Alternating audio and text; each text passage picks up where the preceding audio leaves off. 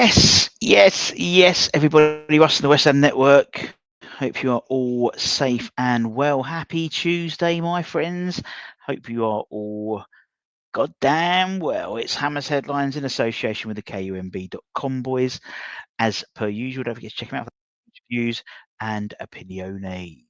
This morning, I did a bit of a morning musing about Lucas Paquetta. You know him, our Brazilian Magnifico, talking about where we're going to stand with him. You know, would we sell him? All the type of stuff. So it'd be really interesting to see, get your thoughts on that. Some really interesting comments so far. But we're going to be talking about a few bits. We're going to talk mainly about goings rather than any one about comings in, but mainly about goings. And we're going to talk about this man, Graham Potter, and his plans for a squad rehaul, which we know is going to happen, and we know is going to be pretty much in line with, in coordination, we'll say, with David Sullivan taking over more of a operationals role, or did he ever not take it up? I don't know. And there's been a lot of chatter about how it's going to work out and who's going to go and who's going to come in. I mean, last summer, West Ham embarked on I think it was about 21 player turnaround in terms of the West Ham squads, with, by the end, Lopetegui and Tim Starling only having about 17 players when they started the somewhat botched rebuild. 12 departed, 9 arrived, to boost the squad eventually to 23 players, but somehow still managed to push the squad average age up to make it even older than it was beforehand. And I think that showed in the pitch particularly.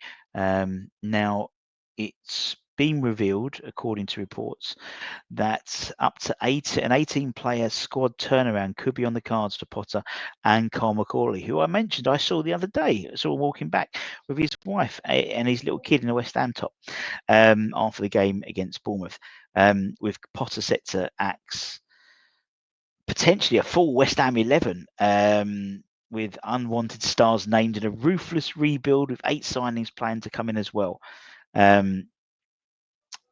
It's been reported also, as we know, that player sales will raise funds for this rebuild. Now, it could be up to 11 players, and as the report revealed, I think we pretty much know it, but when you spell it out, it does seem quite a gargantuan task. So many of the players Potter is happy to ship out are relatively obvious. The loan players, Evan Ferguson, Carlos Soler, they won't be retained. Danny Ings, who's on 125 grand a week, he'll be released at the end of the season. Guerrero Rodriguez will be sold for a minimum fee, with several Spanish sides and Argentinian sides looking after him.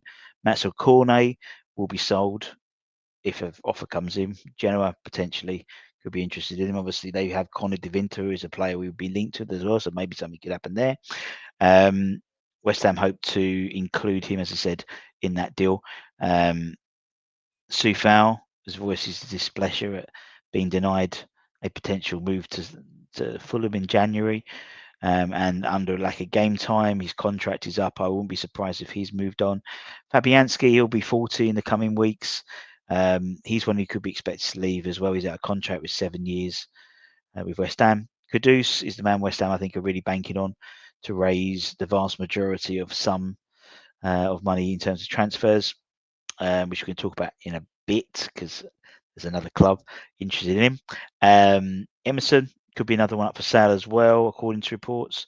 He's lost his place, obviously, Ollie Scarles, but I still think there's not a definitive number one in that position, because I think Ollie has struggled the last couple of games. I think it's fair to say, particularly when he's up against genuine pace, and I think for me now, Ollie's now in that conversation. He's a first teamer, so he's judged in the same way that I would judge an Emerson or a Soufal. He's I think actually Emerson offers a little bit more going forward than Ollie, personally, but that's just my opinion.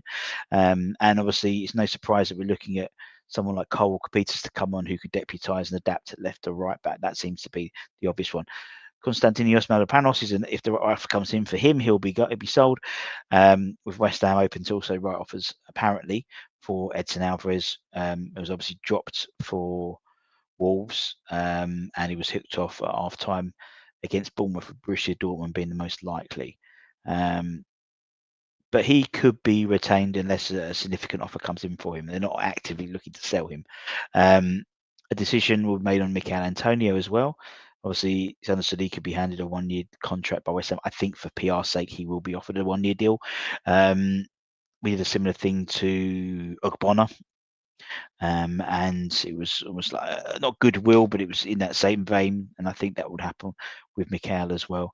Füllkrug is an interesting one.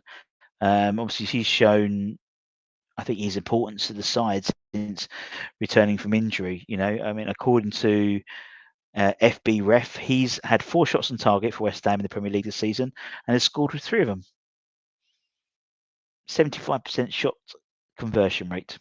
But the injury, his age, will be taken into consideration. I think if a reasonable offer comes in for him, he'll go, and then that money will be then allocated to bring in a younger forward who can lead the line for years to come, whether it is an Emmanuel Amiga or a Liam Delap or someone in that ilk, someone who has a physical forward. Ideally someone like an Evan Ferguson, but it hasn't worked out for Evan, I don't think. But you can see how critical that Füllkrug type player is to how Potter works on an attacking perspective. He comes on and he's holding up the ball, he's bringing players in. That's what he brings. And then there's going to be a decision to an Aaron Cresswell. And I think he's probably done enough to earn a 1-year extension, I think. Then we've got Paquetta, who we spoke about at lunchtime, this morning. The outcome of the trial determined that.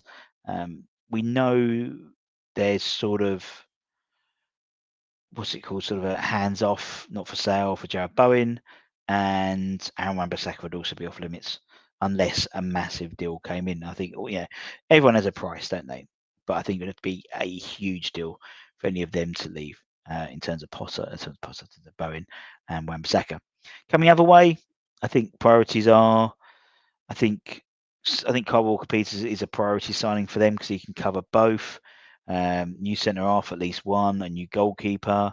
Then the midfield is the real battle. I think that needs bring. Obviously, we do welcome back some of the academy players, as I said, and Freddie Potts as well. And then based on Füllkrug, if he leaves, and 2 forwards in, so there's going to be a lot of change, and probably maybe not as much as under Lopetegui and with the 21 man, but it's going to be bloody close. They're going to have a real. That's why we have to hit the ground running more than anything. One person we are being linked with and has changed agencies really recently, which could allude to the fact that he could be coming to West Ham, is the Udinese defender Omar Sole. We've been interested in the 25-year-old for some time. There was an opportunity to potentially get him in January when he was out of contract at RB Salzburg.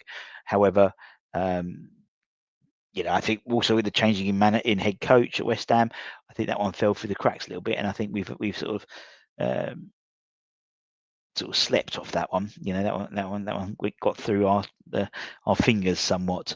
But according to Tuta Mercato Web, West Ham are back in for him, with Potter wanting a third top quality centre back alongside Todibo and Max Kilman. Udinese are keen to turn a quick profit now, and Fabrizio Romano yesterday dropped a massive hint that West Ham are pretty heavily involved in a potential move. He confirmed that Sole has now signed with new agents, and those new agents will be represented by Salthouse's USM. Obviously, we know, and again with the situation with the director of football role that Sullivan's going to be back into, or more officially into. I think he's already been in that position, but officially into. It doesn't surprise me that, and actually I was looking at some of Salthouse's clients, and Taylor Howard Bellis is also signed with them now. obviously Omar Sole, Malik Fior from AC Milan, number centre half we were linked with, Noah Tebolo, the goalkeeper, Callum Wilson, Troy Parrott, former Tottenham, AZ Outmar. Wouldn't be surprised to see some of him. Myself and Mark were talking about that a while ago. Cameron Pring we're also linked to as well from Bristol City. So I wouldn't be surprised you start seeing more and more of these players coming out of the woodwork, so to speak. Now, as I said, we are looking at moving people on, and one of them being Mohamed Kudus is someone I think, and we know there's three transfer release clauses. In terms of 120 for Audi, I think Audi for Saudi, 80 for non-Premier League clubs, and then 85 for league clubs. Those songs are just Tottenham.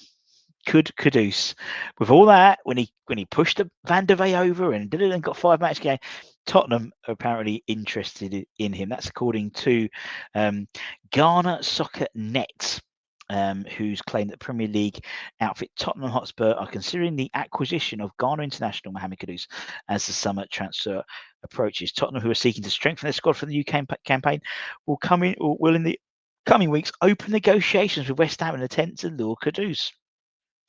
I think there should be a fourth transfer thing. I think it should be 150 for if Spurs come calling.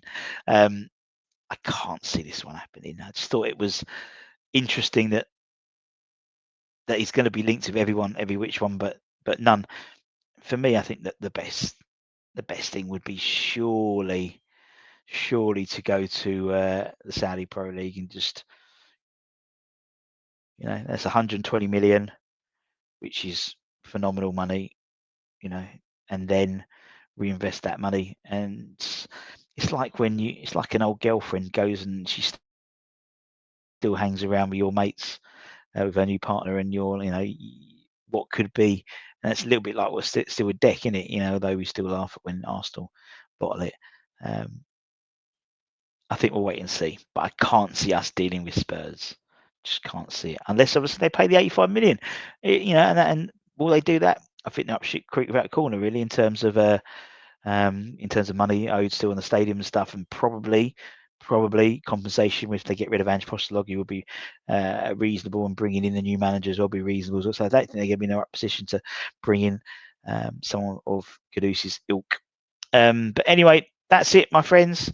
Thank you very, very much for your time, as per usual. As I said, if you're new around here, don't forget to give it a like, comment, share, all that good stuff. And take care. Much love. And I'll see you guys very, very soon. Bye, bitches.